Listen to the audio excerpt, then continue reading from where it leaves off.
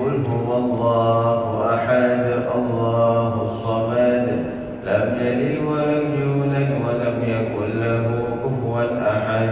بسم الله الرحمن الرحيم. قل هو الله أحد الله الصمد لم يلد ولم يولد ولم يكن له كفوا أحد. بسم الله الرحمن الرحيم. قل هو الله أحد الله الصمد لم يلد ولم يولد ولم يكن له كفوا أحد.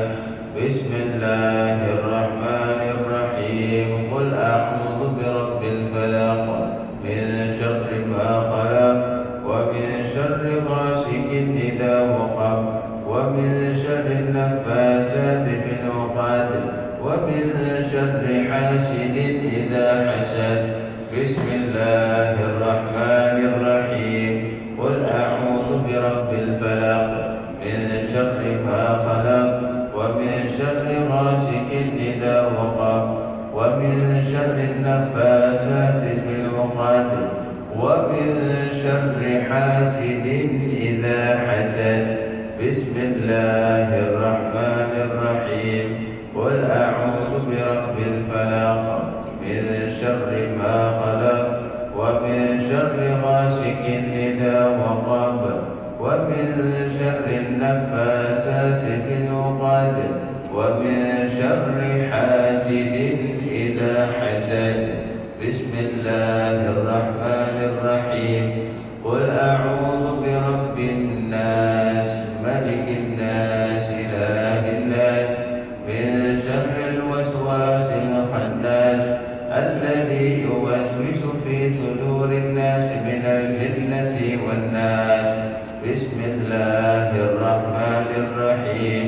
قل أعوذ برب الناس ملك الناس إله الناس من شر الوسواس الخناس الذي يوسوس في صدور الناس من الجنة والناس. بسم الله الرحمن الرحيم.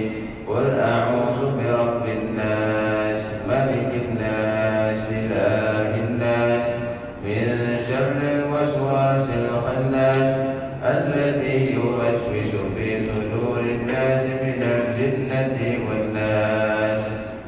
ربي أعوذ بك من همزات الشياطين وأعوذ بك ربي أن يحضرون. ربي أعوذ بك من همزات الشياطين وأعوذ بك ربي أن يحضرون. ربي أعوذ بك من همزات الشياطين وأعوذ بك ربي أن يحضرون. أفحسبتم أنما خلقناكم عبثا وأنكم إلينا لا ترجعون. فتعالى الله الملك الحق لا إله إلا هو رب العرش الكريم. ومن يدع مع الله إلها آخر لا برهان له به فإنما حسابه عند ربه إنه لا يفلح الكافرون. وقل رب اغفر وارحم وأنت خير الراحمين. وسبحان الله حين تمسون وحين تصبحون وله الحمد في السماوات والأرض وعشيا وحين تظهرون. يخرج الحي من الميت ويخرج الميت من الحي ويحيي الأرض بعد موتها وكذلك تخرجون. أعوذ بالله السميع العليم من الشيطان الرجيم. أعوذ بالله السميع العليم من الشيطان الرجيم. أعوذ بالله السميع العليم من الشيطان الرجيم. لو أنزلنا هذا القرآن على جبل لرأيته خاشعا متصدعا من خشية الله. وتلك الأمثال نضربها للناس لعلهم يتفكرون. هو الله الذي لا إله إلا هو عالم الغيب والشهادة هو الرحمن الرحيم. هو الله الذي لا إله إلا هو الملك القدوس السلام المؤمن المهيمن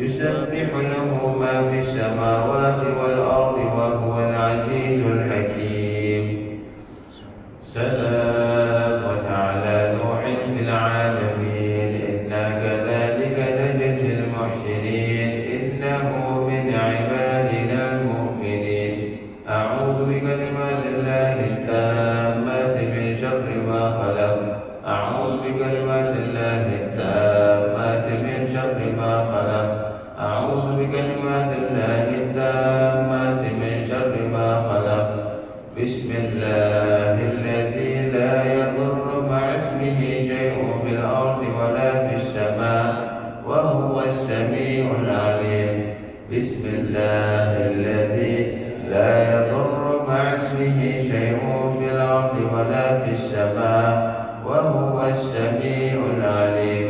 بسم الله الذي لا يضر مع اسمه شيء في الأرض ولا في السماء وهو السميع العليم. اللهم إني أصبحت بك في نعمة وعافية وستر، فأتم نعمتك علي وعافيتك وسترك في الدنيا والآخرة. اللهم إني أصبحت بك في نعمة وعافية وستر، فأتم نعمتك علي وعافيتك وسترك في الدنيا والآخرة. اللهم إني أصبحت بك في نعمة وعافية وستر، فأتم نعمتك علي وعافيتك وسترك في الدنيا والآخرة. اللهم إني أصبحت أشهدك وأشهد حملة عرشك وملائكتك وجميع خلقك أنك أنت الله لا إله إلا أنت وحدك لا شريك لك، وأن سيدنا محمدا عبدك ورسولك. اللهم إني أصبحت أشهدك وأشهد حملة عرشك وملائكتك وجميع خلقك أنك أنت الله لا إله إلا أنت وحدك لا شريك لك، وأن سيدنا محمدا عبدك ورسولك. اللهم إني أصبحت أشهدك وأشهد حملة عرشك وملائكتك وجميع خلقك أنك أنت الله لا إله إلا أنت وحدك لا شريك لك، وأن سيدنا محمدا عبدك ورسولك.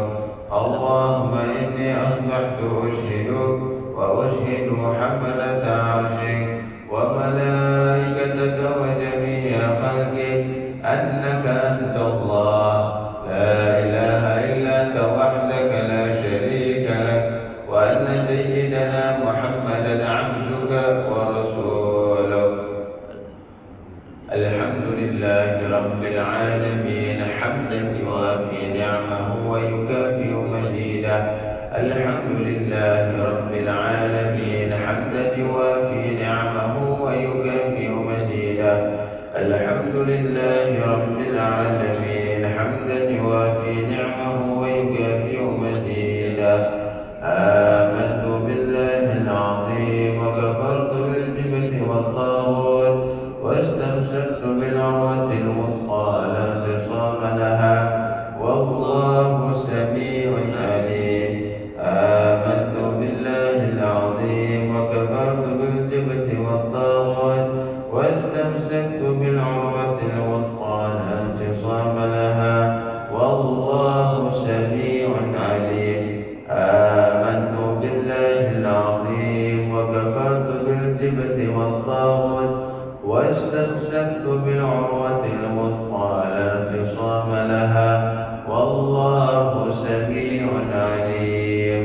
رضيت بالله ربا وبالإسلام دينا وبمحمد صلى الله عليه وآله وسلم نبيا ورسولا. رضيت بالله ربا وبالإسلام دينا وبمحمد صلى الله عليه وآله وسلم نبيا ورسولا. رضيت بالله ربا وبالإسلام دينا وبمحمد صلى الله عليه وآله وسلم نبيا ورسولا. حسبي الله لا إله إلا هو عليه توكلت وهو رب العرش العظيم. حسبي الله لا إله إلا هو عليه توكلت وهو رب العرش العظيم. حسبي الله لا إله إلا هو عليه توكلت وهو رب العرش العظيم. حسبي الله لا إله إلا هو عليه توكلت وهو رب العرش العظيم. حسبي الله لا إله إلا هو عليه توكلت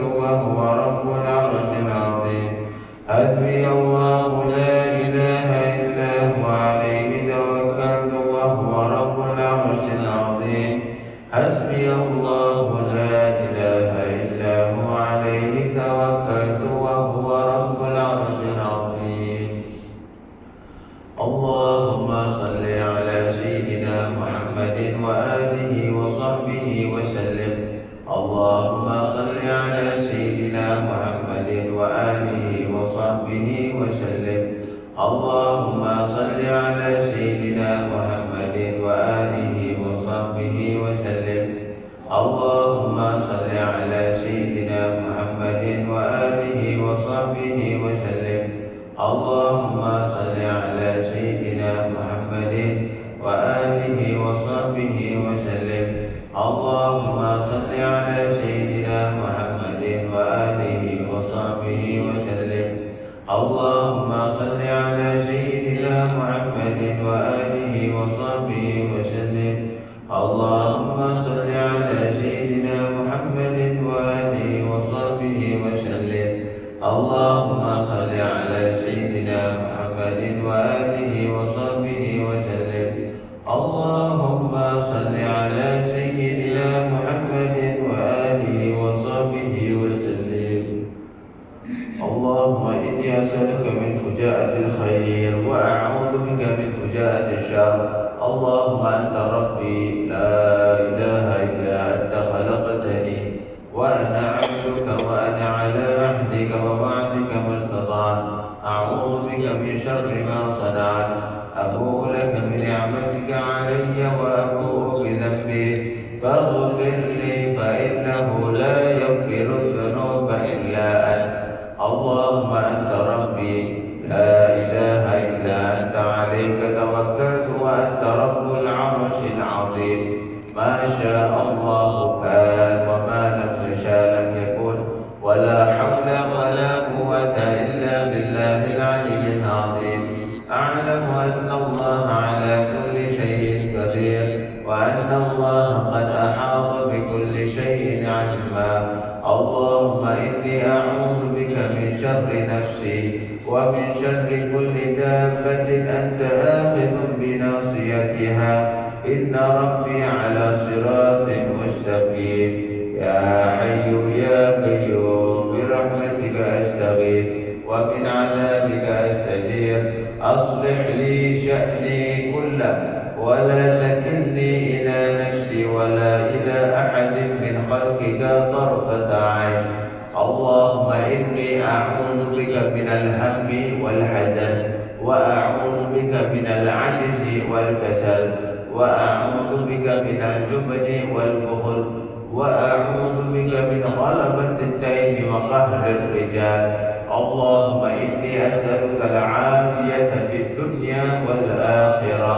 اللهم إني أسألك العفو والعافية والمعافاة الدائمة في ديني ودنياي وأهلي ومالي. اللهم استر عوراتي وآمن روعاتي. اللهم احفظني من بين يدي ومن خلفي وعن يميني وعن شمالي ومن فوقي. وأعوذ بعظمتك أن أغتال من تحتي. اللهم أنت خلقتني وأنت تهديني وأنت تطعمني وأنت تسقيني وأنت تميتني وأنت تحييني وأنت على كل شيء قدير. أصبحنا على فطرة الإسلام وعلى كلمة الإخلاص وعلى دين نبينا محمد صلى الله عليه وآله وسلم وعلى ملة أبينا إبراهيم حنيفا مسلما وما كان من المشركين. اللهم بك أصبحنا وبك أمسينا وبك نحيا وبك نموت وعليك نتوكل وإليك النشور. أصبحنا وأصبح الملك لله والحمد لله رب العالمين. اللهم إني أسألك خير هذا اليوم فتحه ونصره ونوره وبركته وهداه. اللهم إني أسألك خير هذا اليوم وخير ما فيه وخير ما قبله وخير ما بعده. وأعوذ بك من شر هذا اليوم وشر ما فيه وشر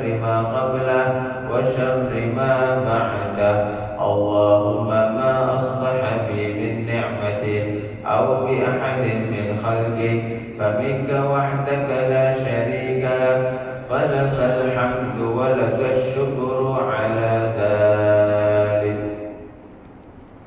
سبحان الله وبحمده عدد خلقه ورضا نفسه وزنة عرشه ومداد كلماته. سبحان الله وبحمده عدد خلقه ورضا نفسه وزنة عرشه ومداد كلماته. سبحان الله وبحمده عدد خلقه ورضا نفسه وزنة عرشه ومداد كلماته. سبحان الله العظيم وبحمده عدد خلقه ورضا نفسه وزنة عرشه ومداد كلماته. سبحان الله العظيم وبحمده عدد خلقه ورضا نفسه وزنة عرشه ومداد كلماته. سبحان الله العظيم وبحمده عدد خلقه ورضا نفسه وزنة عرشه ومداد كلماته. سبحان الله عدد ما خلق في السماء. سبحان الله عدد ما خلق في الأرض.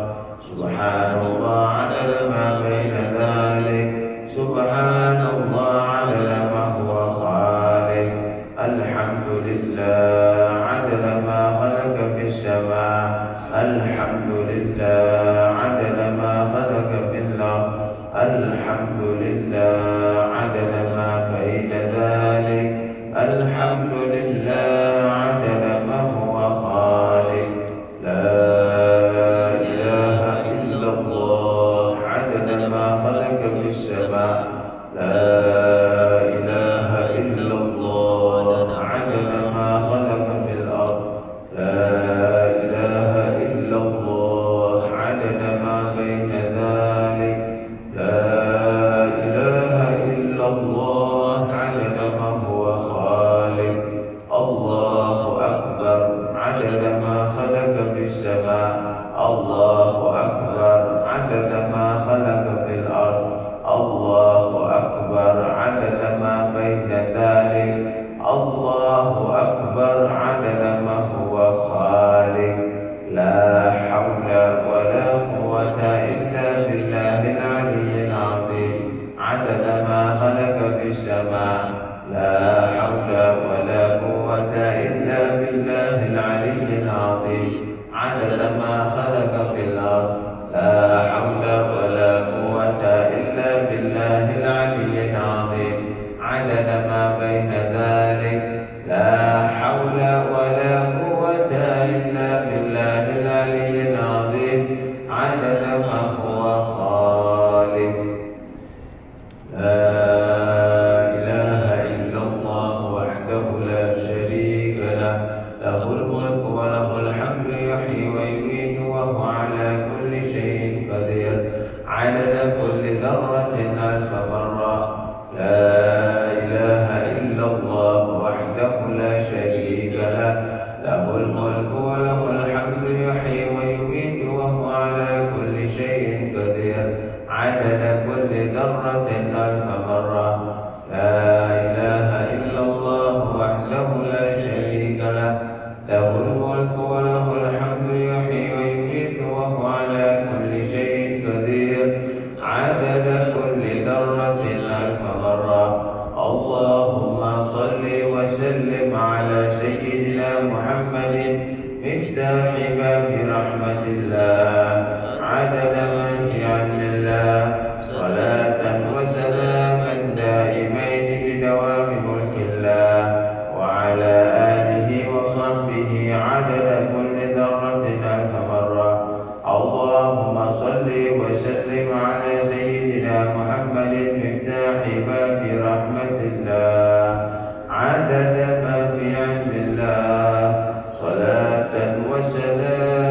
دائمين بدوام ملك الله وعلى آله وصحبه عدد كل ذرة ألف مرة.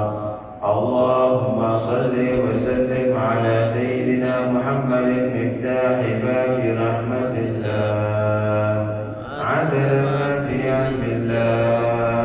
صلاة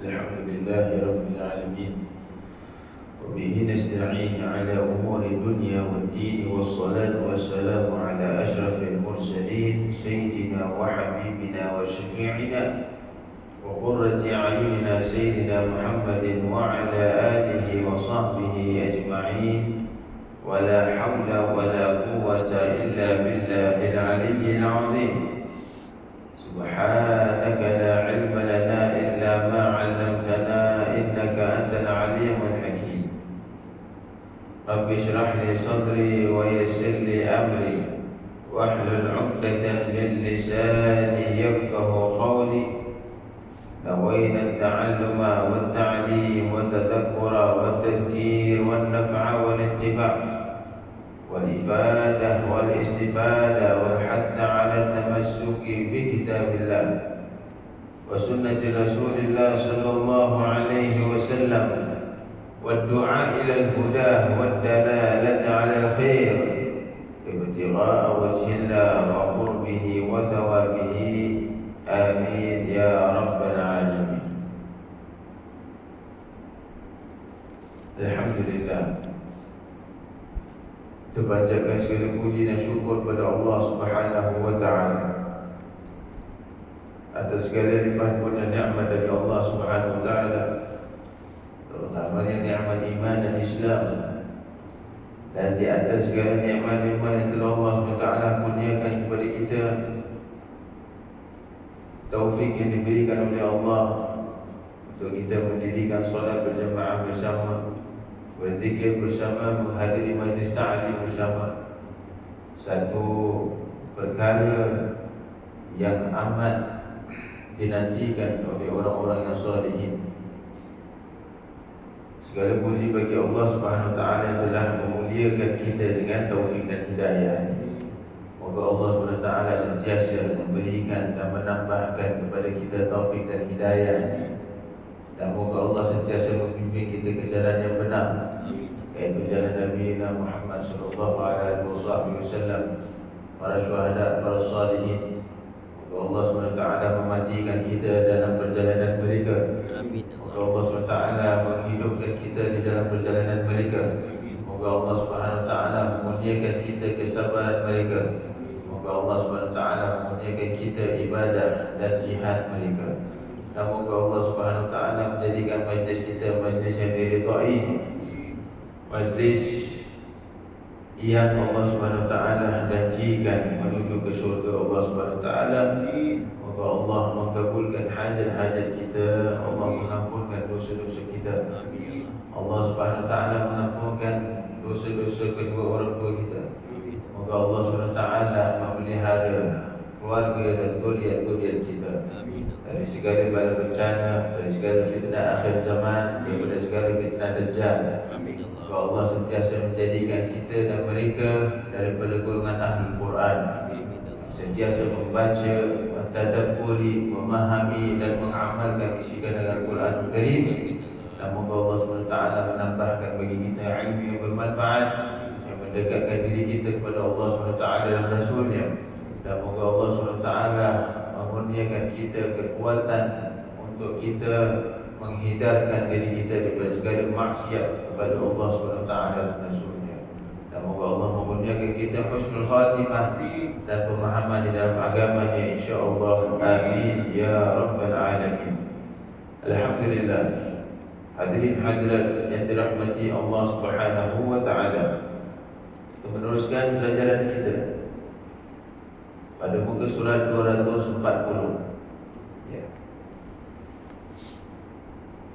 Perbincangan mengenai hati, pemulihan hati, kebersihan hati yang harus sangat kita memberikan kepentingan kepadanya. Seperti mana yang telah dikhabarkan kepada kita oleh baginda Nabi Muhammad SAW, bahawasanya hati kita ini adalah inti kepada segala kebaikan. Jika hati itu baik, maka segala amal perbuatan kita akan baik, zahir dan batin. Dan jika hati kita itu buruk, maka segala perbuatan zahir dan batin kita akan menzahirkan perkara-perkara yang buruk. Maka untuk kita memberikan perhatian kepada kebersihan hati kita itu, ia memerlukan perjuangan dan pengorbanan yang begitu besar, yang begitu hebat, yang tak mungkin kita dapat menempuhnya dalam sekadar beberapa bulan atau beberapa tahun. Ia makan puluhan tahun. Kan? Seperti mana berkata Imam Abu Yazid Al-Bustami, kata beliau di sini, aku mengobati dan memperbaiki hati selama 10 tahun. Aku mengobati hati dan memperbaiki hati selama 10 tahun. Demikian juga lisan dan nafsu, 10 tahun juga aku perbaikinya. Dan di antara ketiga-tiganya, hatilah yang paling sukar untuk dibaiki. Oleh kerana itu, ambil dan amalkanlah ilmu.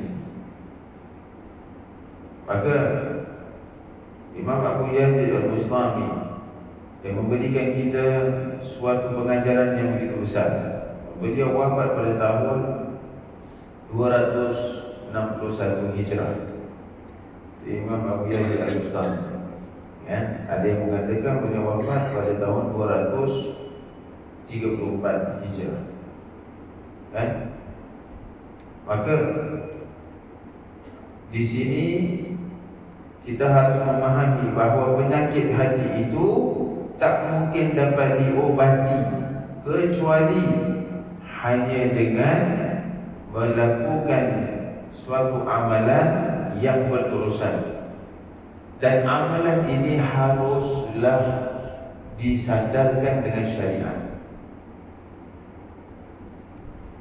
Harus disandarkan dengan syariat. Maka itu sangat penting tuan-tuan dan puan-puan rahimahullah, untuk kita benar-benar faham syariat Islam. Apa yang dibenarkan, apa yang tidak dibenarkan. Apakah maksud ibadah, apakah maksud maksiat. Apakah dosa-dosa kecil, apakah dosa-dosa besar. Apakah tingkatan-tingkatan ibadat yang mampu dan perlu kita faham. Kerana setiap perkara itu ada tingkatan-tingkatan. Ada ibadat yang lebih afdal, lebih utama daripada ibadat yang lain. Tetapi pada sangkaan kita mungkin ibadat itu yang lebih afdal. Di dalam agama tidak. Dan contoh, seseorang yang melakukan solat sunat 2 rakaat dengan seseorang yang berbakti pada orang tuanya, maka itu lebih afdal untuk dia berbakti pada orang tuanya daripada solat 2 rakaat. Kan? Begitu juga seseorang yang melakukan solat, padahal solat adalah ibadah yang paling agung, ibadah yang paling tinggi. Tidak ada ibadah melebihi ibadah solat. Itu kata Allah Subhanahu wa taala dalam Al-Quran Al-Karim, wa aqimis solat, dan dirikanlah solat. Inna salata tanha 'anil fahsya wal munkar. Kerana tujuan solat itu akan menegah seseorang melakukan perkara yang buruk dan keji, yakni perkara maksiat dan perkara yang keji. Wala dzikrullahi akbar. Dan ketahuilah solat itu adalah wasilah mengingati Allah SWT yang paling besar. Tapi antara solat sunat 2 rakaat ataupun solat sunat 1000 rakaat, bahkan dikata Nabi SAW, dibandingkan orang yang solat 1000 rakaat dengan orang menuntut ilmu agama, mana lebih penting? Tuntutan ilmu itu lebih penting daripada solat 1000 rakaat. 1000 rakaat, bukan 2 rakaat, tuan.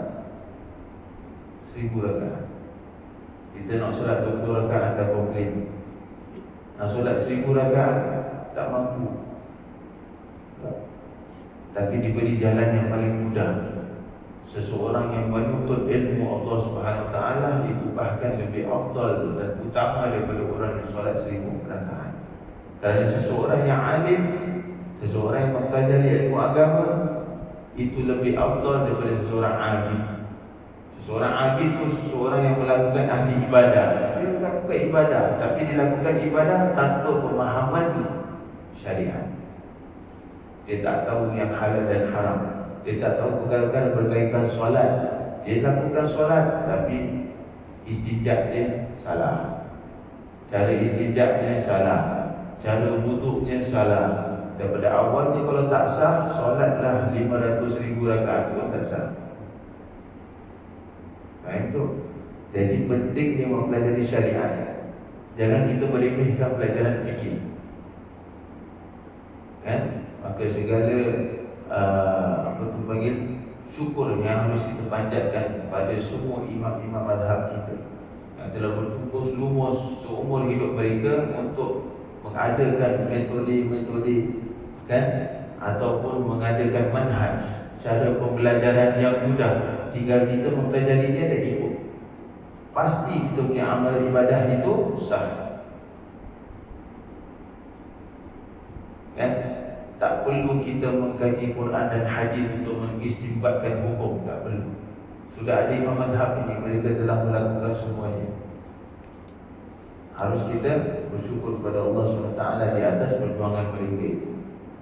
Dan segala kebaikan semoga Allah kembalikan kepada mereka. Amin.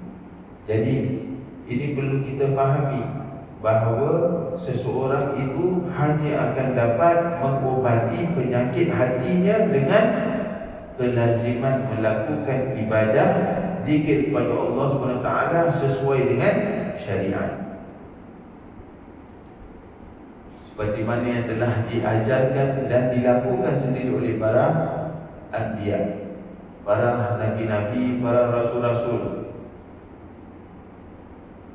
Apa perkara yang mereka lakukan semuanya yang telah Allah SWT kisahkan dalam Al-Quran Al-Karim, yang menunjukkan mereka demi perjuangan mengobati penyakit hati. Maka kata beliau, Imam Yazid Abu Yazid Al-Bustami kata beliau, "Lau nadartum ila rajulin u'tiya minal karamat." Seandainya engkau melihat seseorang itu diberikan ataupun dimuliakan dengan sesuatu kemuliaan, hatta yartaqi fil hawa, bahkan beliau itu ataupun orang itu boleh terbang di udara. Walau orang itu boleh terbang di udara ataupun berjalan di atas air, maka janganlah engkau mengagumi mereka selagi engkau pastikan bahawa perjalanan dia itu benar, ini sesuai dengan syariat. Dan ini sangat-sangat penting untuk kita faham lebih-lebih lagi zaman ini dan zaman yang akan datang, iaitu fitnahnya ad-Dajjal. Bukankah sekarang kita ini selalu ditayangkan oleh cerita-cerita, baik dari segi cerita kartun maupun cerita benar. Bukan cerita benar lah, cerita wayang panggil. Tak nama dia drama, nama dia wayang. Tapi kebanyakan daripada cerita kita sekarang adalah cerita-cerita mengenai keramat, magic itu keramat. Betul.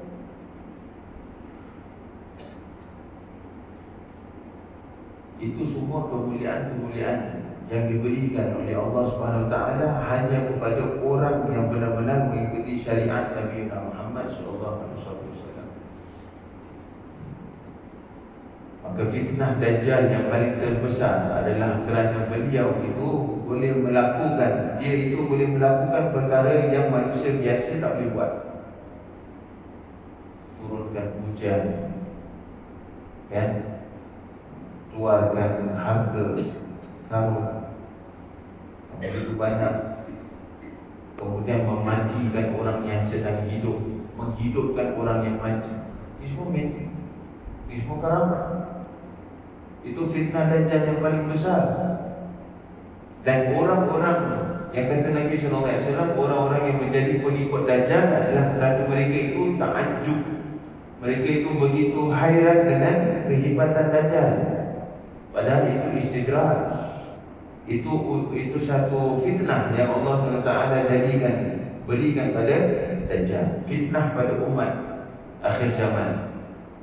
Maka akan berbondong-bondong manusia yang ikut jejak langkahnya, yang akan menjadi pengikut Ad-Dajjal.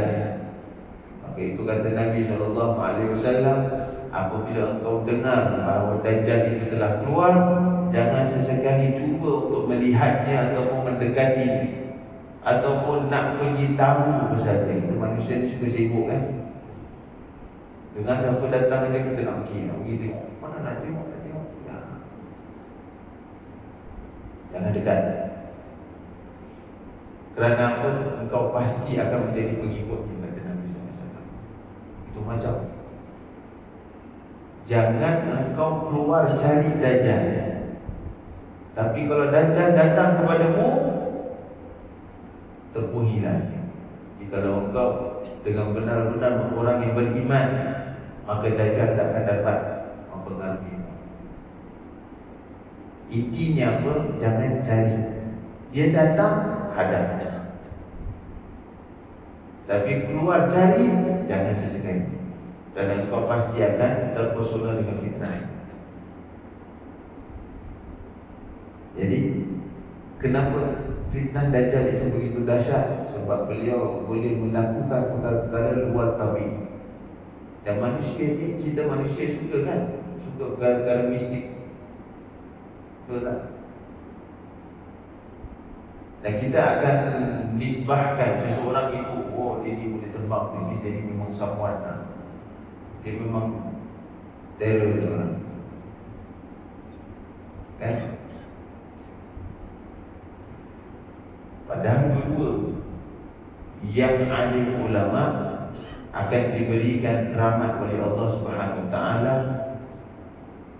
Yang bukan alim ulama, yang mengamalkan ilmu sihir juga diberikan kemuliaan oleh Allah Subhanahu Wa Taala, tapi dengan jalan yang berbeza. Yang satu ahli syariat, yang satu ahli maksiat. Maka yang ahli syariat itu yang mendapat kemuliaan dinamakan karamah, kemuliaan. Para nabi-nabi Allah Subhanahu Wa Taala semuanya ada mukjizat. Dan mukjizat yang mereka ada dan mereka dapatkan daripada Allah Subhanahu Wa Taala itu bukan semata-mata untuk mereka sengaja tunjukkan manusia. Tak. Tapi digunakan keramat, kemuliaan, mukjizat itu untuk menguatkan keadaan mereka sebagai pesuruh Allah SWT. Begitu juga yang Allah SWT memuliakan dengan para wali-wali Allah SWT.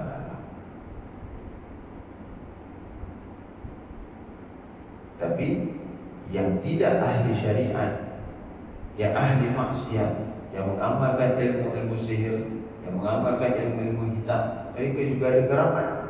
Tapi keramat itu dipanggil istidraj. Dan itu dibantu oleh jin. Berapa banyak orang manusia kita terpesona dengan orang-orang bomoh. Sikit dia pakai bomoh. Dan bomoh ni bukan istilah dalam apa tu dia panggil, dalam kumpulan ataupun golongan orang-orang Melayu saja, tak. Cina pun ada bomoh dia, Hindu ada bomoh dia, orang Arab pun ada bomoh dia. Jangan cakap orang Arab tak.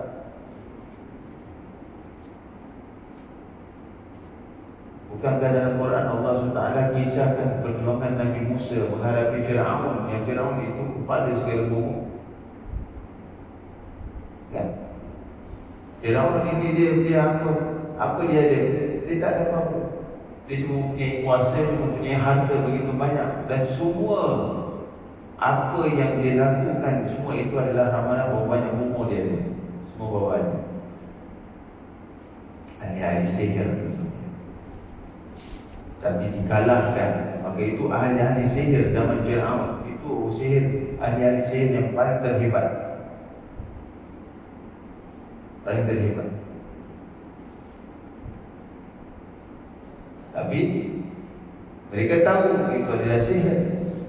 Mereka tahu perjalanan mereka itu salah. Maka apabila dihadapkan dengan Nabi Musa AS yang begitu dipilih oleh Allah sebagai Rasul, sebagai Nabi, diberikan mukjizat yang banyak. Mukjizat Nabi Musa banyak, bukan sikit.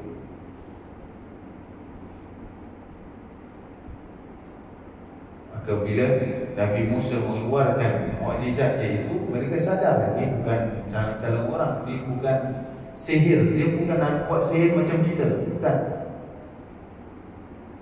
Yang mereka mencampakkan tongkatnya, menjadilah tongkat-tongkat itu ular. Semua orang nampak tongkat berubah jadi ular, kecuali ahli-ahli sihir tu tak nampak dia jadi ular, memang itu tongkat. Tapi bila Nabi Musa mencampakkan tongkatnya, mereka nampak tongkat Nabi Musa itu jadi ular. Itu sebab sihir ni dia mengkabulkan mata. Sahabu a'yunan nas wastarhabu wa ja'u bi sihrin 'azim. Allah kisahkan. Ini sihir ni dia membolak, dia apa ni, dia membalikkan mata kita. Jadi you are macam mesmerized, padahal benda tu tak ada. Itu sihir. Tapi bila mereka nampak tongkat Nabi Musa itu berubah menjadi ular yang besar, dan ular tu makan semua tongkat-tongkat dia, maka mereka sujud pada Nabi Musa. Sebab apa? Mereka itu tahu, mereka itu orang berilmu. Dia tahu Nabi Musa ni bukan ahli sihir ni orang. Sebab mereka ni ketua ahli sihir. Ketua ahli sihir, bukan dalam cara orang. Tapi bila dia tengok Nabi Musa punya mukjizat, ini bukan sihir, ini memang betul satu kemuliaan yang Tuhan. Maka itu mereka sujud, kata dia.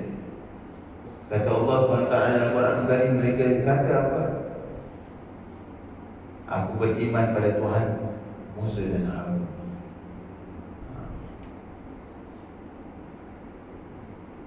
Itu perbezaannya antara karamat dengan istidraj. Jadi berhati-hati. Kalau kita ingin mengambil seseorang sebagai satu sebagai satu tauladan buat kita, maka perhatikan syariat Quran itu. Adakah dia ni ahli zikir, ahli Quran, ahli syariat, ahli yang benar-benar memahami agama Islam, dan perbuatannya itu perbuatan yang diajarkan Nabi SAW. Maka kalau terdapat kemuliaan di sisi dia, percayalah itu kemuliaan yang Allah berikan kepada dia. Tapi kalau tidak, sebaliknya, maka hindarilah dan jauhlah. Maka itu, ini sangat-sangat penting untuk kita faham, terutama zaman ini. Baik. Wa haddil hudud. Tengok tak orang itu menjaga hukum hakam Allah Subhanahu Wa Taala. Wa hakadha dzakara al-Qushairi fi risalah. Dan begitulah yang dikhabarkan Imam Al-Qushairi di dalam kitabnya Risalah. Thumma 'alaika bil ihtimam bi khisal al-arba' allati dzakarnaha min al-amal. Selain itu, kita perlu perhatikan semula keempat perkara yang telah penyusun sebutkan sebelum ini. Ada 4 perkara yang perlu kita berikan perhatian. Yang pertama, tulul amal. Tulul amal, panjangnya amalan, yaitu tulul hayat fi dunia, panjangnya kehidupan kat dunia. Keinginan dia untuk hidup lama di atas dunia, takut menghadapi kematian, takut kalau Allah Subhanahu Wa Taala mengambil nyawanya dan pisahkan dia dengan dunia. Orang beriman tidak boleh ada sifat takut berpisah dengan dunia, kan? Itu dinamakan tulul amal, yakni angan-angannya panjang. Macam mana angan boleh panjang? Sebab dia rasa dia hidup lama lagi dengan dunia. Dia nakkan lebih banyak daripada dunia. Ini bahaya. Tulul amal. Kemudian yang kedua, tergesa-gesa dalam segala urusan, al-ajalah, kan? Tergesa-gesa dalam segala urusan. Ketiga, iri hati, dengki, dan keempat, takabur. Penusul sengaja menyebutkan 4 sifat buruk sahaja dari sekian banyak sifat buruk. Tuan-tuan, sifat-sifat buruk ada lebih daripada 40 sifat yang telah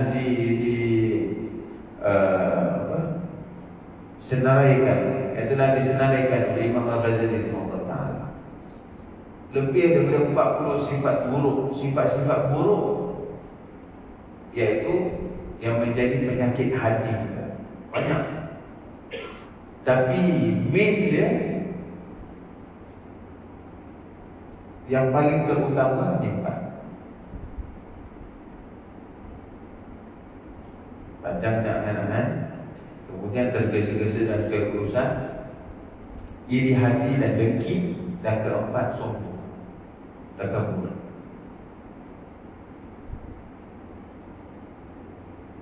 Penyusun sengaja menyebutkan 4 sifat buruk sahaja dari sekian banyak sifat yang lain, dan penyusun hanya menekankan agar kita menjaga diri dari keempat perkara tersebut. Ini kerana semuanya penyakit, semuanya itu adalah penyakit para ulama dan para qari.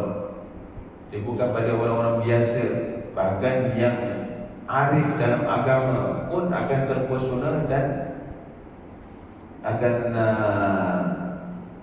terlibat dengan 4 penyakit ini. Kita sering mendengar seolah-olah ulama tidak akan mati dan merasa bahawa niatnya sudah semestinya baik dan benar. Bahkan kadang-kadang mereka mengatakan bahawa esok dia akan beramal ini dan lain hari akan beramal itu tanpa mengucapkan insya-Allah. Tidak mengucapkan insya-Allah juga sudah menjadi ukuran seseorang itu mempunyai turul amal. Maka Allah SWT memberikan peringatan di dalam surah Al-Kahf. Apakah Allah firman, "Wala taqulanna li syai'in inni fa'ilun dzalika ghadan illa an yasha Allah.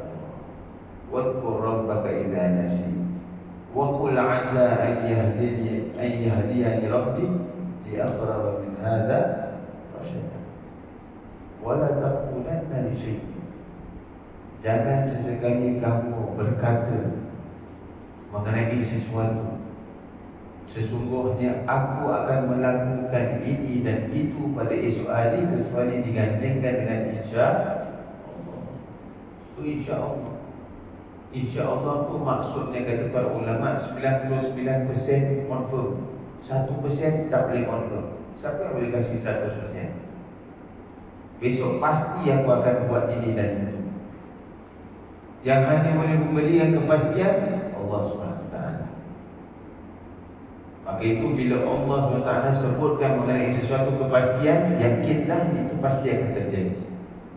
Tapi kalau kita sebut pasti, bukan 100%, 99% itu insya-Allah tu artinya 99%. Tapi 1% Allah yang tentukan.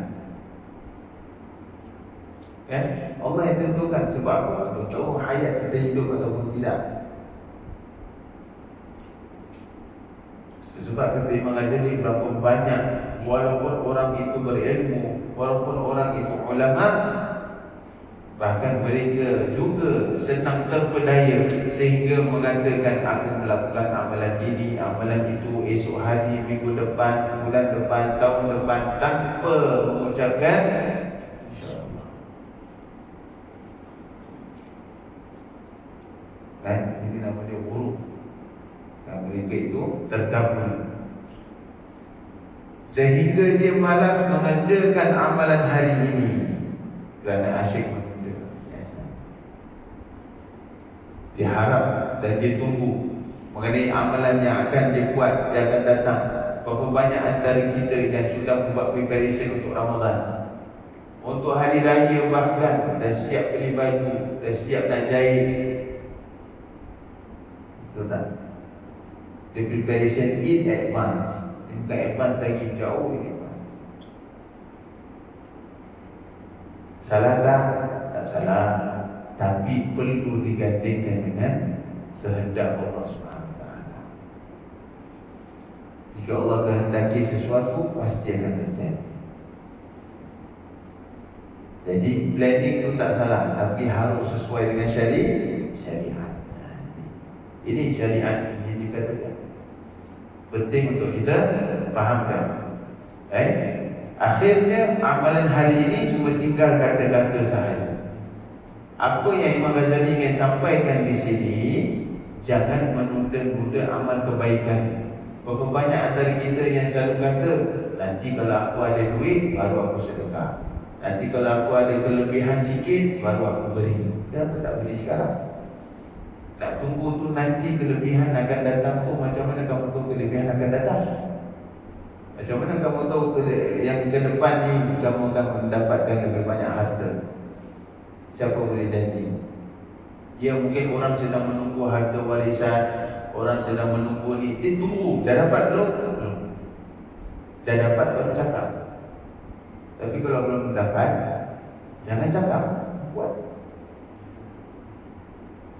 Mungkin $2 yang dia sedekah pada hari ini, itu bahkan lebih diterima oleh Allah Subhanahu Wa Taala daripada 20,000 yang akan disedekah pada bulan depan. Kenapa? Sebab apa?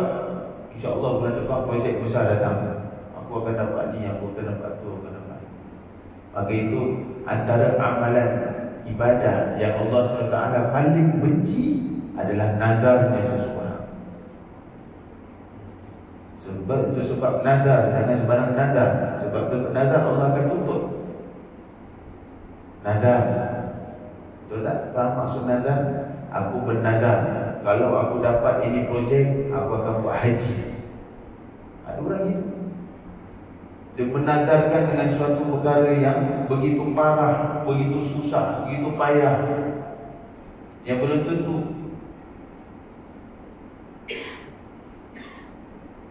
Kalau dia tak dapat projek, nadarnya batal. Tapi kalau dia betul dapat tu projek, boleh tak dia pergi haji? Sekarang haji perlukan visa, sekarang haji perlukan kuota, sekarang haji perlukan macam-macam. Macam mana dia tahu dia boleh buat haji? Dan nadar itu bukan pada perkara yang wajib. Itu lagi haji pertama dia, haji wajib. Macam mana haji nadar nak masuk ke haji yang wajib? Kan? Faham kan? Ini sangat penting untuk kita faham. Sebab kadang kita menggandingkan ibadah itu dengan nafsu. Padahal Allah SWT tidak akan tuntut daripada kita perkara yang belum terjadi. Sebab kata para ulama, janganlah engkau mengharapkan sesuatu perkara kebaikan akan berlaku esok, sedangkan hari ini kamu masih bernafas. Maka fokuslah mengenai amal ibadah pada hari ini dan bukan esok. Itu fokus ibadah kita hari ini. Sebab hari ini yang sedang ini sekarang kita diberikan nafas oleh Allah. Besok belum tentu.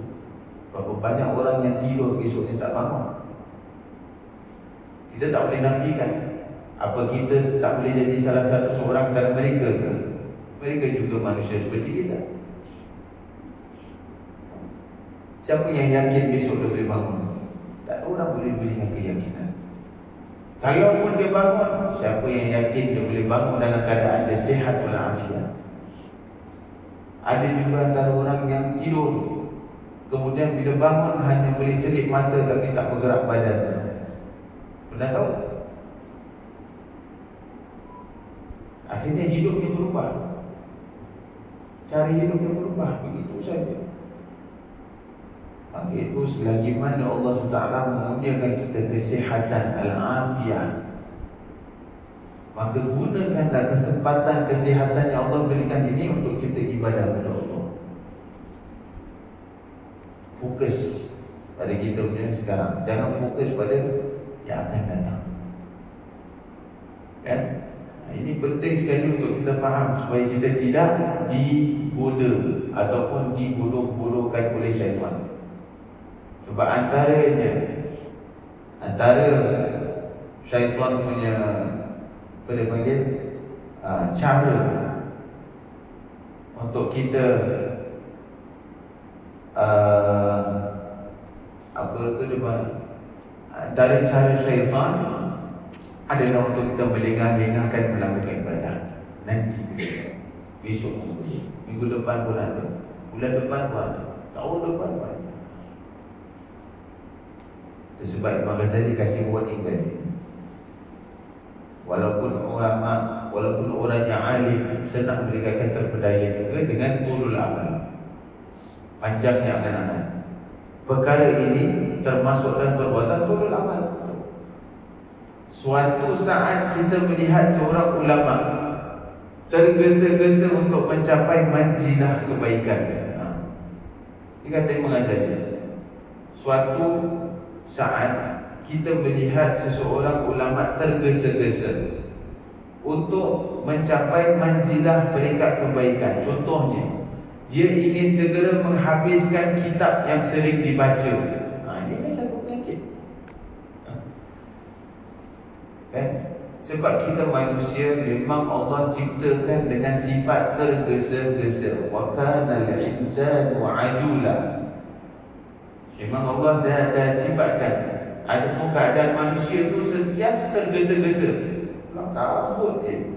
Nak buat pun kelam kabut. Apalagi kita di Singapura, dididik dalam keadaan kelam kabut daripada kecil. Sebab kita jadi disiplin secara otot, kan? Tapi rupanya disiplin yang kita sangka disiplin tu jadikan kita kias. Sampai tak boleh sabar. Betul tak? Kamu tak boleh sabar. Semuanya cepat. Sampai kita nampak orang yang jalan lambat sikit, ini apa ni? Cuba kita kalau drive, paling apa? Mencapai kesabaran seseorang. Kalau yang depan ni slow, daripada dia relax. Kita yang dalam kabut, kita buat lepas tu duduk tangan lagi. Betul tak? Ini kan? Jadi contohnya ingin segera menghabiskan kitab yang sering dibaca, supaya dapat membaca kitab yang lain pula. Tapi masalahnya, kitab yang dibaca itu tidak difahami. Tujuan baca kitab supaya kita mentelaah kitab, kita membaca satu persatu, kita fahamkan dan kita amalkan. Kealiman seseorang itu bukan dengan berapa banyak kitab yang dia telah khatam. Maka itu guru-guru kita selalu pesan, jangan tergesa-gesa mempelajari sesuatu kitab, kerana inti mempelajari kitab adalah untuk kita memahami, mengamalkan. Itu tujuannya, itu intinya. Bahkan orang yang menghatamkan kitab yang sedikit tetapi dapat memahami dan mengamalkan inti kitab tersebut, itu bahkan lebih mulia dan lebih disukai Allah SWT daripada orang yang menghatamkan banyak kitab tapi tak faham langsung. Apatah lagi parah, musibah, tak amal langsung. Antara menjadi penyakit budak-budak pondok, kan, satu sama lain suka tanya, dia dah baca kitab apa? Berapa kitab dah khatam? Dah baca sampai kitab bab mana? Dan sampai mana? Untuk apa? Nak tengok, jadi boleh compare level ni. Ini tergesa-gesa. Dan ini perkara yang dicela dalam agama. Dicela dalam agama. Makanya Imam Ghazali nukilkan kisah ni, ingin segera menghabiskan kitab yang sedang dibaca supaya dapat membaca kitab yang lain, sehingga kitab yang dibaca itu tidak difahami dengan sebenar-benarnya. Akhirnya bacaan itu tidak memberi sebarang manfaat dan tidak menghasilkan manzilah. Manzilah artinya kedudukan.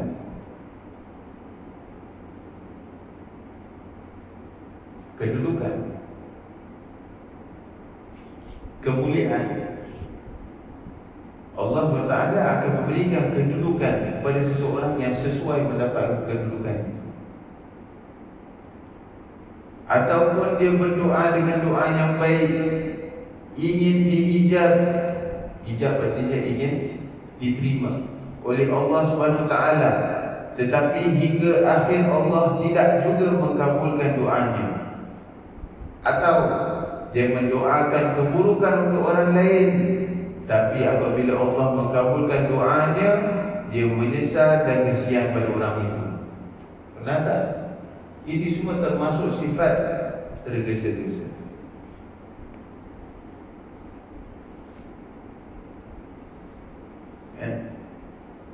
Jadi sungguh beruntung kita kalau mempelajari kitab dengan guru-guru kita yang mengambil masa yang lama untuk menghabiskan satu kitab. Kenapa? Dia nak berikan kita kefahaman yang betul.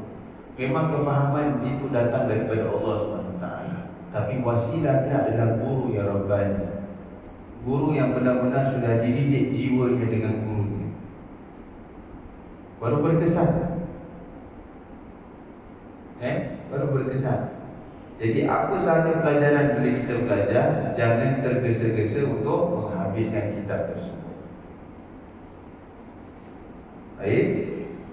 Begitu juga kata Imam Ghazali, orang yang berdoa, dia berdoa, antara doa yang disifatkan doa tergesa-gesa, bila dia mendoa sesuatu dan dia nak Allah SWT mengabulkan itu on the spot juga, tak boleh sabar, tak boleh tunggu. Doa kebaikan, kalau doa keburukan, dia doa untuk orang lain keburukan. Bila sudah diberi atau ditimpa keburukan tersebut, kita pula rasa sedih dan menyesal. Itu pun tergesa-gesa juga.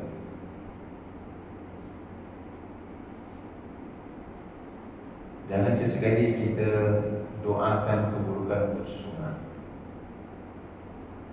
Nabi SAW bersabda dalam sebuah hadis, bila sesuatu ucapan keluar daripada mulut seseorang,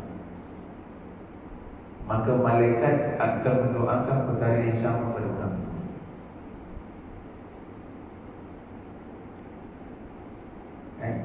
Kalau kita doakan kebaikan untuk orang, maka malaikat akan kembalikan doa itu kepada kita juga.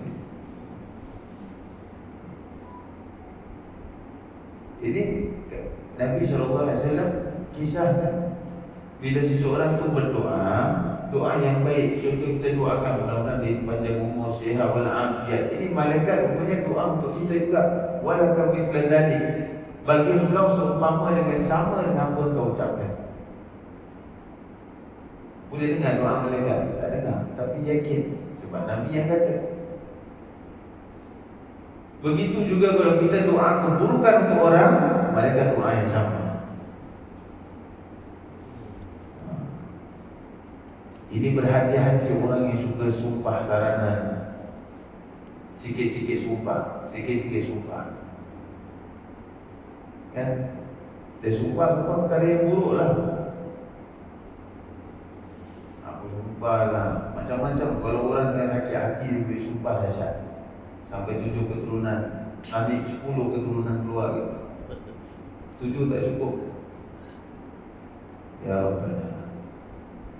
Dia dalam berdoa berhati-hati.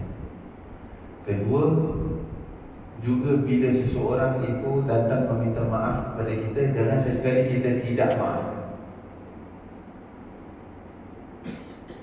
Bila orang datang meminta maaf kepada kita atas kesalahan yang dia pernah lakukan kepada kita, jangan sesekali kita maafkan. Kenapa? Kerana ada ancaman daripada Nabi SAW. Nabi ancam orang yang tak memaafkan orang yang datang minta maaf. Berhati-hati, banyak antara kita begitu. Sebab apa? Kita sakit hati sangat dengan dia. Dulu dia pernah buat aku macam gini, macam gini, macam gini, macam gini, sampai aku jatuh, terduduk, terbaring, tak boleh buat apa-apa. Ini kata Nabi SAW, bila orang tu datang minta maaf dengan kita, maka maafkanlah dia. Tapi kalau dia tak minta maaf, terserah nak maafkan ataupun tak maaf, tak kisah. Betul pulang pada kehebatan dirimu di sisi Allah. Apa ancaman Nabi? Kata Nabi SAW, Bila seseorang datang minta maaf kepada kita dan engkau tidak maafkannya, maka jangan mengharap dapat minum daripada air telaga.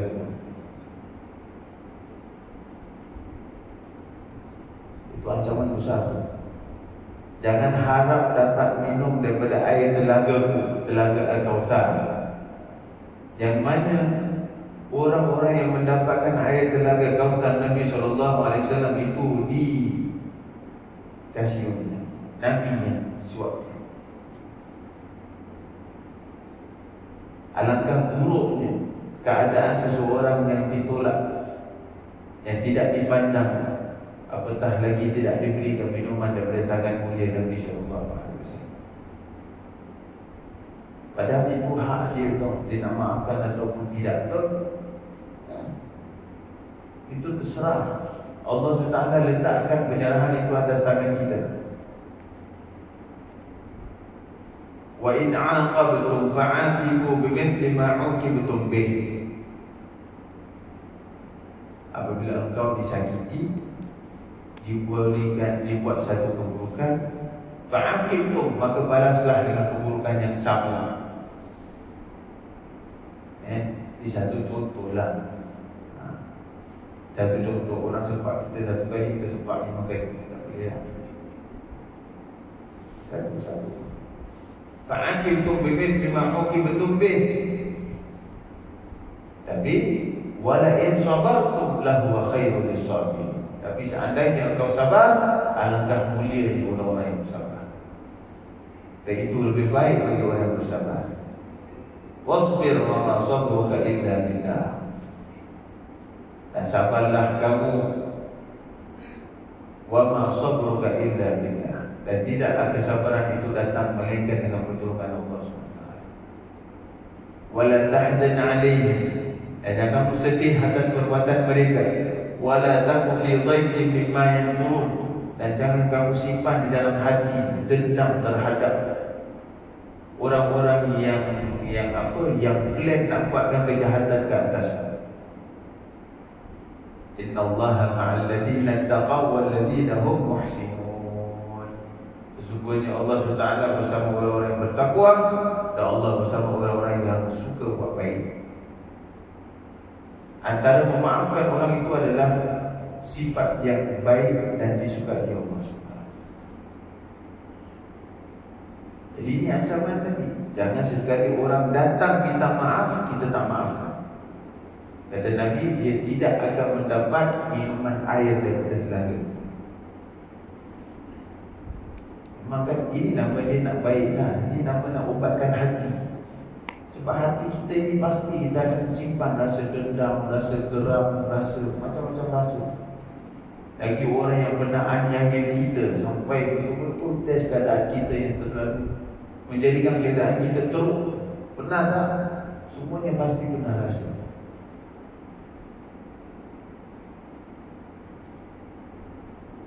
Datang orang tu lepas beberapa tahun, tidak maafkan kita, kita tak nak maafkan.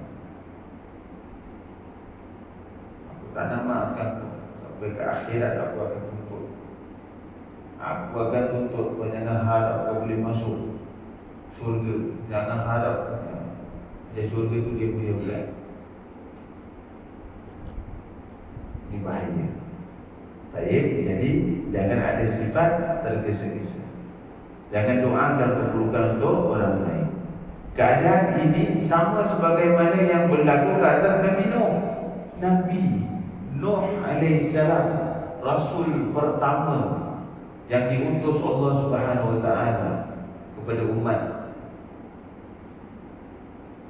Ya?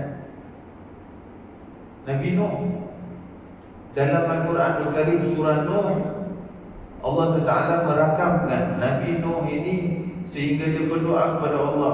Dia dah terlalu penat, terlalu give up dengan umat dia. Sampai dia doakan apa? Rabbi la tadar 'alal ardi minal kafirin dayyara innaka in tadarhum yudillu 'ibadak wa la yalidu illa fajiran kafara. Allah, itu doa. Ini doa seorang Nabi, doa seorang Rasul ulul azmi, doa yang takkan ditolak oleh Allah Subhanahu Wa Taala, pasti kabul. Doa Nabi, mana doa Nabi tak kabul? Tapi doa dia apa? Rabbi la tadar alal ardi minal kafirina dayyara. Wahai Tuhanku, jangan engkau tinggalkan sisa seorang pun manusia daripada golongan. Seorang manusia pun jangan tinggalkan. Alal kafirina minal dayyara.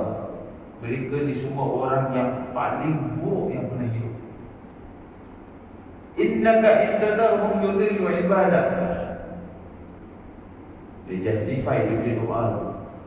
Kata dia apa? Innaka intadarhum, sesungguhnya engkau wahai Allah, jika engkau biarkan mereka hidup, yudillu ibadah, mereka akan sesatkan hamba-hamba yang lain.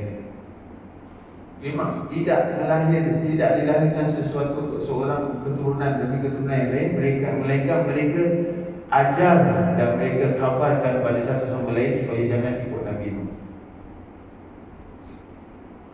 Itu macam ujian Nabi Nuh alaihi salam.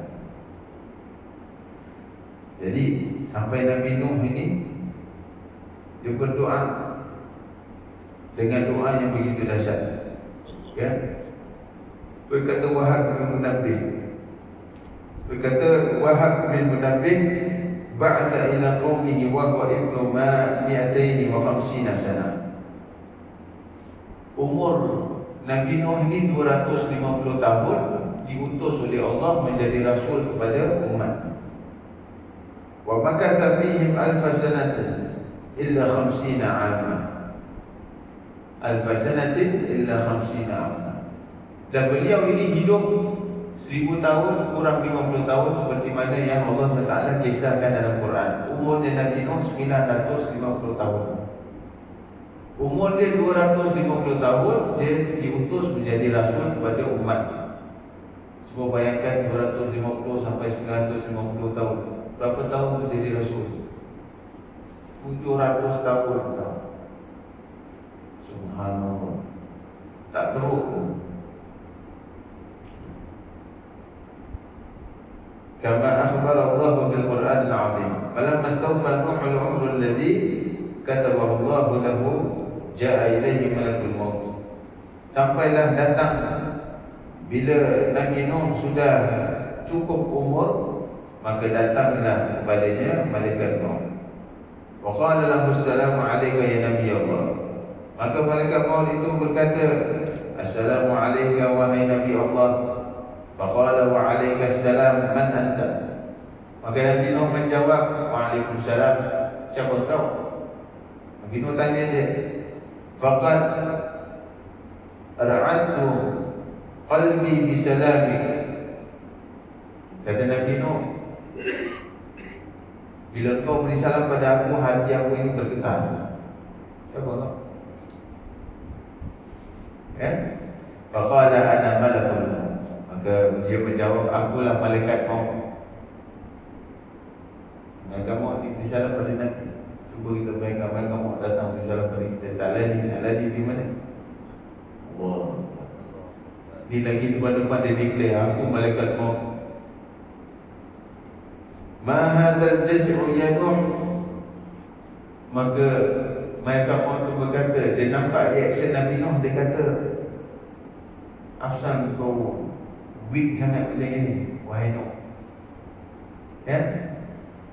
Alam tashba' minad dunya wa anta afdalun nasi 'umra. Adakah kau tidak cukup hidup di atas dunia, sedangkan kau lah manusia yang paling lama hidup di atas dunia? Umur kau panjang. Faqala Nuh, innama wajadtu dunya daran laha. Sesungguhnya aku mendapati dunia ini menjadi rumah bagi kami. Baban dakhaltu min ahadihima wa kharajtu min al-akhar. Dan di atas dunia ini ada dua pintu. Aku masuk daripada satu pintu dan aku keluar daripada pintu yang lain. Thumma inna malakal mauti nawalahu ka'san min syarabil jannah wa qala lahu ishrab min hadha asy-syarab hatta yaskunu raw'aka fatanawalahu wa syaribahu. Kemudian malaikat maut memberikan kepadanya sebuah cawan yang di dalamnya isi air daripada syurga. Dan malaikat maut berkata kepadanya, minumlah engkau ni, sehingga engkau merasakan kenikmatan yang engkau akan dapat di dalam syurga. Fatanawalahu wa syaribahu. Maka dia mengambil air itu dan dia meminumnya. Falamma syaribahu kharra maitan salawatullahi ta'ala wa salamuhu alaihi. Bila Nabi Nuh, macam mana Nabi Nuh ni mati, ni dikisahkan. Diberikan air dalam diberikan cawan, dalam cawan itu air daripada syurga. Maka malaikat maut suruh Nabi Nuh minum. Nabi Nuh minum, terus dia mati. Kan? Tidak dicabut nyawa dia. Cabut nyawa dalam keadaan dia minum air syurga. Kan? Falamma mata syari'a auladahu min tajzihihi faghasaluhu wa kafanuhu wa sallu alaihi wa nafanuhu fi qaryatin qaribatin min al-qurb. Dan maka apabila beliau telah mati, maka disyariatkan kepada anak-anaknya untuk memberikan persiapan, memandikannya, mengkafankannya, dan ditanam Nabi Nuh itu di sebuah kampung yang dekat dengan nama Al-Qurb. Kan? Wa yuqalu inna 'inda qabrihi 'ainu ma'in tajri. Yang mana dekat dengan makam Nabi Nuh itu ada air, mata air yang mengalir. Jadi Nabi Nuh itu pernah menyesal dengan doanya. Dan doanya itu, ya Allah, kemudian dia berkata, ya Allah, aku bersalah, berilah kemenangan ke atasku. Kemenangan di sini dimaksudkan ialah kematian seluruh kaumnya. Itulah yang tadi, Rabbi la tadar 'alal ardi minal kafirina dayya innaka in tadarhum yudillu ibadah wa la yalidu illa fajiran kafara. Kemudian dia doakan, Allah rakam doa Nabi Nuh, Rabbi ufirli wa liwalidayya wa liman dakhala baitiya mu'minan wa lil mu'minina wal mu'minat wa la tajidil zalimina illa tabara. Dia mohon ampun kepada Allah SWT. Itu bila Nabi Nuh doa, maka keluarlah banjir yang begitu besar. Kan Allah SWT suruh perintah Nabi Nuh, suruh naik dia punya kapal, bawa semua dia punya truk. Apa orang yang beriman dengan Nabi Nuh sikit je. Kemudian bawa pasangan daripada binatang-binatang. Yang kapal itu diwahyukan oleh Allah untuk dia bina atas Gunung Jud di Jordan. Gunung Jud tinggi.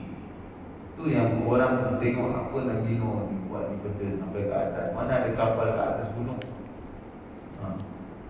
Nak ada kapal ke atas gunung? Besar aku kapal. Cuba bayangkan bila Allah turunkan tu banjir, air hujan yang turun daripada langit, air yang keluar daripada bumi. Tingginya air itu sampai puncak gunung. Sebab Allah wahyukan suruh Nabi Nuh buat itu kapal dekat puncak gunung tersebut. Bila air itu naik sampai atas, baru kapal itu mula bergerak. Itu macam tinggi, ditenggelamkan. Ini Allah Ta'ala kisahkan cerita pula pasal tenggelamnya dan dibanjir ini dalam surah Hud. Tapi doanya, doa Nabi Nuh dalam surah Nuh. Akhirnya dia menyesal. Dia kata Allah apa? Kata dia, tetapi setelah Allah mengabulkan doanya, Nabi Nuh menyesal. Ada kalanya seorang alim merasa dengki terhadap orang lain. Ini bukan orang biasa, orang alim. Siapakah itu orang alim? Orang alim itu orang yang mempelajari ilmu, yang mempunyai banyak ilmu. Itu dinamakan alim. Orang alim ni merasa dengki terhadap orang lain lantaran Allah memberikan nikmat yang lebih terhadapnya. Dia nampak orang lain ini lebih banyak murid, bawa kereta lebih mewah, tinggal rumah lebih besar, dan timbul dalam hati dia rasa apa? Rasa hasad, rasa iri, rasa dengki. Dia ni murid dia banyak, apatah lagi dia kalau tengok tiap-tiap seminggu tukar kereta, beli dahsyat. Ini Mercedes, berdepan BM, lagi satu Audi, kemudian Toyota.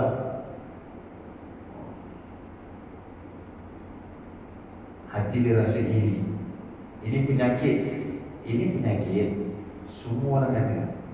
Apa yang Imam Ghazali mengkisahkan, walaupun orang itu alim, tetap akan diuji dengan penyakit ini. Maka itu dia harus berhati-hati. Itu sebab di dalam agama kita diajarkan Nabi SAW, diajarkan Allah Subhanahu Wa Taala, antara sifat muballigh, sifat orang yang mengajarkan agama itu haruslah mereka mengajar dengan penuh ikhlas, tidak mengharapkan apa-apa pun. In ajriya illa ala rabbi. Kan?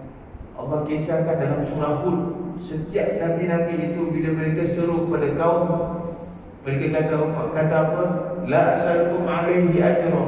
Aku ni seru pada kau, ajak kau untuk sembah Allah dan melakukan kebaikan yang Allah suruh. Aku tak harapkan apa-apa balasan ataupun upah. La as'alukum alaihi mala. Aku tak minta daripada kau harta. In ajriya illa ala Allah. Yang membalas aku nanti ni Allah SWT.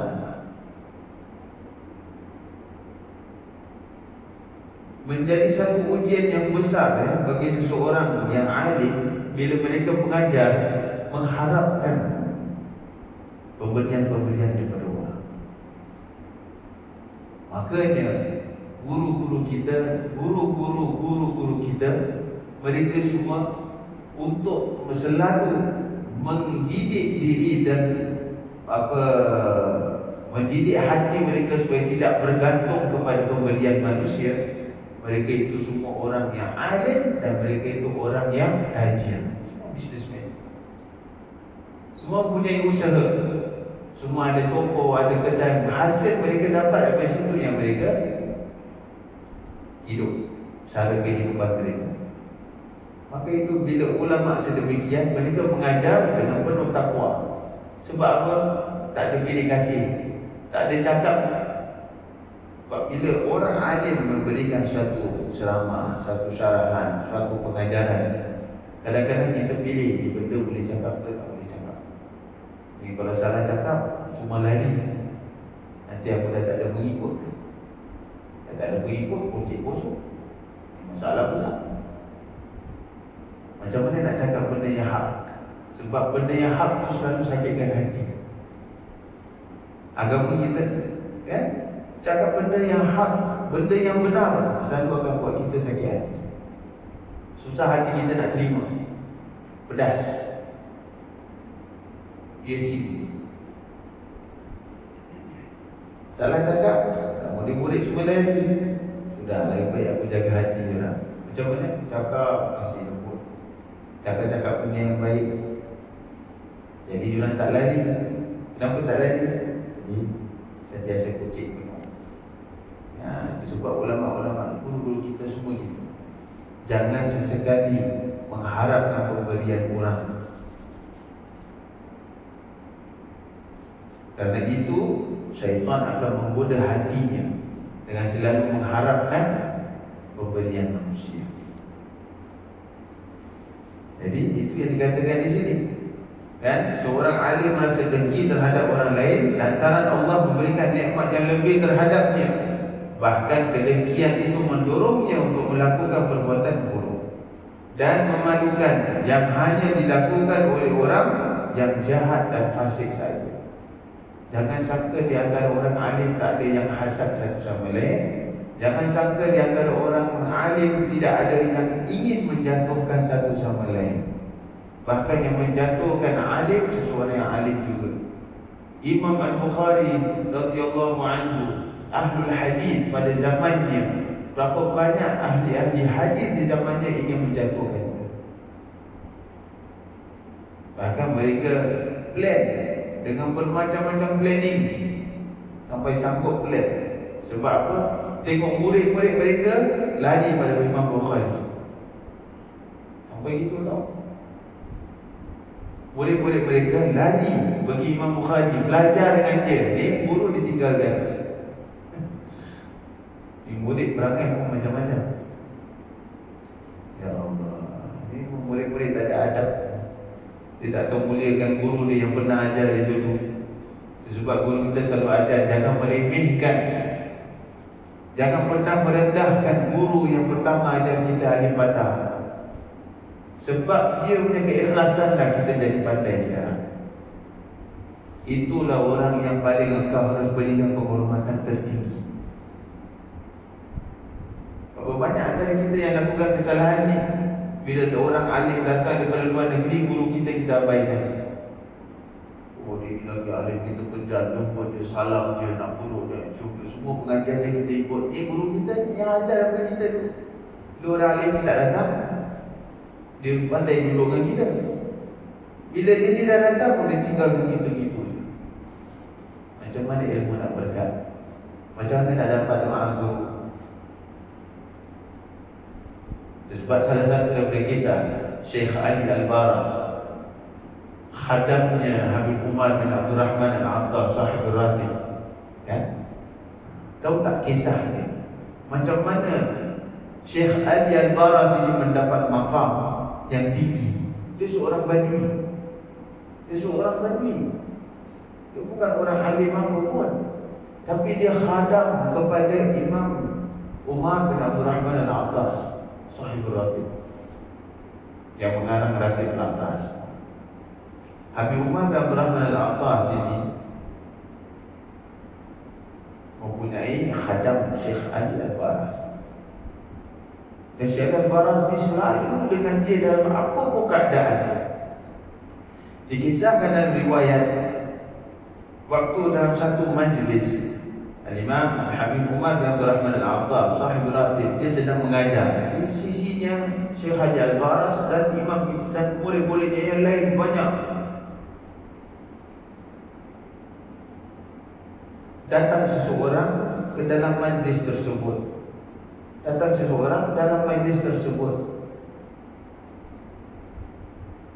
Maka seseorang ini datang dan menghadap dengan Abu Umar bin Abdul Rahman Al-Attar. Maka bila orang ini sudah datang, duduk, kemudian berbincang dengan Abu Umar di depan semua murid. Kemudian dia beredar. Waktu dia sedang jalan keluar daripada majlis tersebut, maka berkata Abu Umar bin Abdul Rahman Al-Attar kepada semua murid-murid dia, tahu tak itu siapa? Itu Nabi Khidir. Nabi Khidir datang untuk tabarukan, datang untuk jumpa dengan ini murid semua dengan Nabi Khidir, semua lari jumpa dia, salam. Yang duduk tinggal tu Syekh Ali Al-Baras. Syekh Al-Baras duduk je depan Abu Umar. Maka Syekh Ali Abu Umar tanya, kenapa kau tak lari pergi jumpa dia? Dia jawab apa? Wahai Abu Umar, engkaulah guruku, engkaulah lebih mulia daripada segala orang yang pernah aku jumpa, walaupun Nabi Khidir.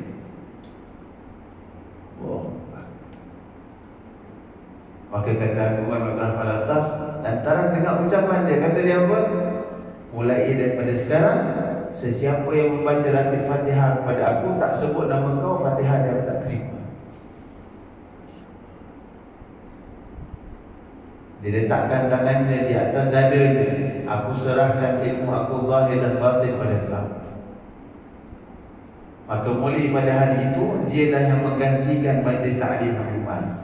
Padahal dia tak duduk mutalaah kitab pun, tapi khidmat, adab. Sampai sekarang kita membaca Fatihah, setiap kali kita baca Fatihah kepada Imam Abdul Rahman Al-Atas mesti sebut nama Syekh Ali Al-Bas. Tak sebut tak terima tu Fatihah. Dia boleh riwayat kisah ya, tengok. Itu macam kemuliaan yang guru dapat memberikan pada murid atas dasar adab seorang murid terhadap jadi balik pada kita punya kisah, begitulah. Jangan sangka di antara orang alim tidak ada hasad antara satu sama lain. Jadi banyakkan kita doa kepada Allah SWT, moga Allah membersihkan hati kita daripada sifat hasad. Moga Allah SWT membersihkan daripada kita sifat iri hati, dengki. Kerana apa? Panjangnya angan-angan ingin kenikmatan dunia yang banyak. Moga Allah membebaskan kita dan hati kita ini daripada kebergantungan kepada selain Allah Subhanahu wa ta'ala. Amin. Amin amin ya rabbal alamin. Rabbana anfa'na bima 'allamtana, rabbi 'allimna alladhi yanfa'una, rabbi faqihna wa faqih ahlana wa marabatin lana fi dinina ma'al al-mutri untha wa dhakar. Rabbi waffiqna wa waffiqhum lima tartadi qawlan wa fi'lan karama, warzuqil kulla halalan daima, wa akhila asqiya ulama, nahza bil khairi wa nukfa kulla syar. Rabbana aslih lana kulla syu'un wa akirna bir ridha minkal uyun, waqdi 'anna rabbana kulla duyun qabla an ta'tiyana rusulul manun, waghfir wastur anta akramu man satar. وصلاة الله تغشى مصطفى من إلى الحق دعانا والوفاء، بكتاب فيه للناس الشفاء، وعلى الآل الكرام الشرفاء، وعلى صحب المصابه الغرى. اللهم اهدنا بهداك واجعلنا ممن يسارع في رضاك، ولا تولنا وليا سواك، ولا تجعلنا ممن خالف أمرك وعصاك، ولا تجعلنا ممن خالف أمرك وعصاك، ولا تجعلنا ممن خالف أمرك وعصاك. وحسبنا الله ونعم الوكيل، ولا حول ولا قوة إلا بالله العلي العظيم. يا ربنا اعترفنا بأننا اقترفنا، وأننا أسرفنا على لظى أشرفنا، فتب علينا توبة تغسل كل هوبة، واستر لنا العورات وآمن الروعات، واغفر لوالدينا ربي ومولودينا والأهل والإخوان وسائر الخلان، وكل ذي محبة أو جيرة أو صحبة، والمسلمين أجمع. آمين ربي فاسمع فضلا وجودا منا، لا باكتساب منا، بالمصطفى الرسول نحظى بكل سول، بالمصطفى الرسول نحظى بكل سول، بالمصطفى الرسول نحظى بكل سول. صلى وسلم ربي عليه عند الحب، وآله وصحبه عدالة الصحب، والحمد لله في البدء والتنامي يا رب القبول. اللهم صل على سيدنا محمد طب القلوب ودوائها وعافية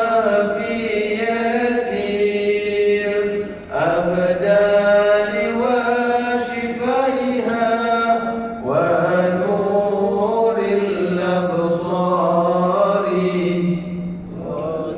وضيائها، وعلى آله وصحبه وسلم. اللهم صل على